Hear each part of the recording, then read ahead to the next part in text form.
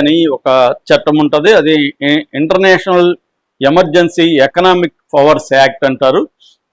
ఈ యాక్ట్ 1977లో వచ్చింది. ఈ యాక్ట్ ప్రకారం ఇంటర్నేషనల్గా ఎకనామిక్ ఎమర్జెన్సీ పవర్స్ అనేవి అధ్యక్షుడికి ఉంటాయనేది ఇప్పటి వరకు చెప్తున్నారు. ఆ చట్టం కిందనే ట్రంప్ అనేక దేశాల మీద 10% నుంచి 145% వరకు కూడా టారిఫ్స్ వేశాడు. తన మిత్ర దేశాలైన మెక్సికో మీద 25% వేశాడు, కెనడా మీద 35% వేశాడు. ఇంకా ఇతర దేశాలు బ్రిటను, జపాను, తర్వాత European union, India, China, Malaysia, Brazil, Indonesia, Vietnam, ఇలాగా దాదాపు 50 దేశాల మీద ట్రంప్ వివిధ సుంకాల్ని విధించాడు. ఇండియా మీద కూడా రెసిప్రోకల్ టారిఫ్స్ అంటారు. రెసిప్రోకల్ టారిఫ్స్ అంటే అమెరికా నుంచి ఇండియాకి దిగుమతి అవుతున్న వస్తువుల మీద ఎంత ట్యాక్స్ ఉందో అంత ట్యాక్స్ ఇండియా నుంచి అమెరికాకు దిగుమతి అవుతున్న వస్తువుల మీద కూడా విధిస్తానని చెప్పి 25% వరకు విధించాడు. ఆ తర్వాత రష్యా నుంచి ఆయిల్ కొంటున్నాము, రష్యా నుంచి ఎవరు కూడా ఏవి కూడా కొనకూడదని ఆంక్షలు విధించారు కాబట్టి అమెరికా కానీ యూరోపియన్ యూనియన్. సో మనం ఆంక్షల్ని ధిక్కరించి క్రూడ్ ఆయిల్ కొంటున్నాం కాబట్టి మన మీద ఇంకొక 25% వేశాడు, మొత్తం 50%. అయితే ఈ మధ్య మనకి వాళ్ళకి ట్రేడ్ డీల్ అనేది జరిగింది. ఆ ట్రేడ్ డీల్ ప్రకారం అమెరికా నుంచి ఇండియాకి వచ్చే వస్తువుల మీద 0 ట్యాక్స్, 0 టారిఫ్. ఇండియా నుంచి అమెరికాకి వెళ్తున్న వాటి మీద 18% టారిఫ్ అనేది ఇప్పటి వరకు ఉన్న సమాచారం. సో ఈ నేపథ్యంలో ఇప్పుడు ట్రంప్ టారిఫ్స్లను వేసే అధికారం లేదు, ఎందుకంటే కాంగ్రెస్ అనుమతి ఉండాలి. కాంగ్రెస్ అంటే మన పార్లమెంట్ లాగా అమెరికాలో కాంగ్రెస్ అంటారు. ఆ కాంగ్రెస్ అనుమతి ఉండాలి. కాంగ్రెస్ అనుమతి లేకుండా రాజ్యాంగ పరంగా ఈయన ఇటువంటి డెసిషన్ ఎగ్జిక్యూటివ్ బాడీకి లేదు, టారిఫ్స్ వేసే డెసిషన్ లేదు అనేది సుప్రీంకోర్టులో 6 మంది ప్రధాన జడ్జిలు తేల్చారు. అయితే మిగతా ముగ్గురులో బ్రెట్ కవనాఫ్ అని ఆయన, జస్టిస్ బ్రెట్ కవనాఫ్ ట్రంప్కి అనుకూలంగా ఆయన ముగ్గురు తరపున ఆయన మాట్లాడాడు.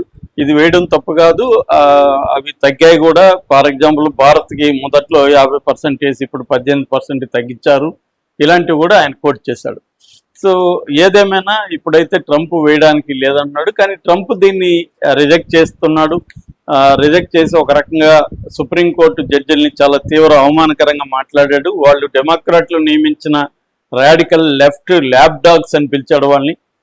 వాళ్ళు షేమ్గా ఫీల్ అవ్వాలి, వాళ్ళకి ధైర్యం లేదు, ఈ దేశం కోసం వాళ్ళు టారిఫ్స్ని పెంచడానికి ధైర్యం చేయట్లేదు, వాళ్ళు పిరికి వాళ్ళు అని కూడా చెప్పాడు.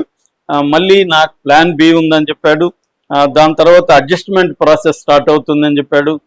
అదే కాకుండా it is my great honour to add 10% global tariff, అంటే ఇంకా ఒక 10% యాడ్ చేస్తాను, నన్ను ఎవడేం చేసుకుంటాడో చేసుకోండి అన్నట్టుగా ఆయన అర్జెంటుగా మళ్ళీ ఒక ఎగ్జిక్యూటివ్ ఆర్డర్ రిలీజ్ చేశాడు. అందులో ప్రపంచ దేశాలన్నిటి మీద 10%, ఆల్ దేశాల మీద. ఇప్పుడు మన దేశం మీద కూడా 18% ఆల్రెడీ ఉంది.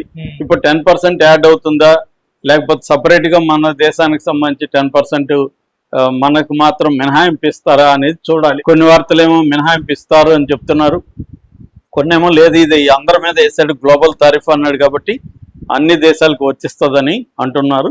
ఇవి కొన్ని 2-3 రోజుల్లో క్లారిటీ వచ్చే అవకాశం ఉంది. అంటే మన దేశం మీద ఆల్రెడీ 18% ఉంది, ఇప్పుడు ఈ 10 కూడా యాడ్ అయితే మళ్ళీ 28% అవుతుంది.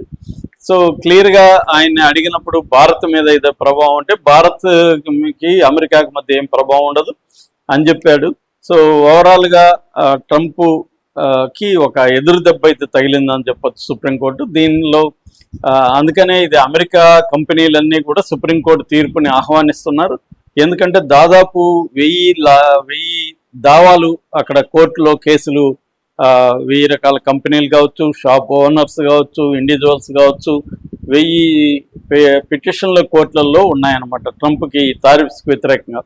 ఎందుకంటే అక్కడున్న కంపెనీలు లేకపోతే అక్కడున్న పెద్ద పెద్ద షాపులు వీళ్ళందరూ ఈ బర్డన్ని భరించాల్సిన పరిస్థితి ఫైనల్గా అది కన్జ్యూమర్స్ మీద కూడా పడుతుంది. ఇప్పటివరకు అయితే కన్జ్యూమర్స్ మీద ఎక్కువ భారం వేయకుండా ఈ దిగుమతి చేసుకుంటున్న కంపెనీలే భరిస్తున్నాయని చెబుతున్నారు. అయితే అది మెల్లమెల్లగా వాళ్ళే ఎంతకాలం భరిస్తారు, అది మెల్లగా కన్జ్యూమర్స్ మీదకి కూడా వెళ్ళే అవకాశం ఉందనేది చెప్తున్నారు. ఈ నేపథ్యంలో ఇప్పుడు ఈ కంపెనీలంతా భరిస్తున్నాయి కాబట్టి వాళ్ళందరూ కూడా ఆనందం వ్యక్తం చేస్తూ దీని పట్ల ప్రకటన ఇచ్చారు. దీనికి ప్రతిస్పందనగా అమెరికన్ స్టాక్ మార్కెట్ కూడా బ్రహ్మాండంగా స్పందించి నిన్నంతా కూడా అన్ని స్టాక్ మార్కెట్స్ మనకి బుల్లిష్ ట్రెండ్ కనబడింది. సో ఓవరాల్గా అమెరికాలో ఉండే డెమోక్రాట్స్ కావచ్చు, లేకపోతే వ్యాపారవేత్తలు కావచ్చు, అందరూ కూడా ఈ సుప్రీంకోర్టు నిర్ణయాన్ని స్వాగతించారు. అయితే ఇప్పుడు ఇతను ధిక్కరిస్తున్నాడు కాబట్టి ఇతను అరెస్ట్ అవుతాడు, ఎందుకంటే సుప్రీంకోర్టుని ఇతను ధిక్కరించడం అనేది కరెక్ట్ కాదు, సుప్రీంకోర్టు తన కోర్టు ధిక్కారం కింద ఇతన్ని అరెస్ట్ చేయించే అధికారం కూడా సుప్రీంకోర్టుకు ఉందనేది కూడా ఒక వాదన అయితే వినిపిస్తుంది. కానీ అదంత ఈజీ వ్యవహారం అయితే కాదు. అతను తెలుసు కాబట్టి ట్రంప్ ఆ స్థాయిలో రియాక్ట్ అయ్యాడు. అట్లాగే ట్రంప్కి ప్లాన్ బి ఏంటి అనుకున్నప్పుడు ఇంకొన్ని చట్టాలు ట్రంప్కి ప్రత్యేక అధికారాలు కట్టబెట్టాయి. గతంలో ట్రంప్ కనే కాదు, అమెరికన్ అధ్యక్షులకి ప్రత్యేక అధికారాలు కాంగ్రెసే కట్టబెట్టింది కొన్ని చట్టాల ద్వారా. అందులో ఒకటి వచ్చి ట్రేడ్ యాక్ట్ 1974లో వచ్చిన ట్రేడ్ యాక్ట్ సెక్షన్ 122 ఏం చెప్తుందంటే 150 రోజుల వరకు 15% వరకు తారిఫ్ విధించవచ్చు అధ్యక్షుడు అని ఆ చట్టం చెప్తుంది. సో ఆ చట్టం కింద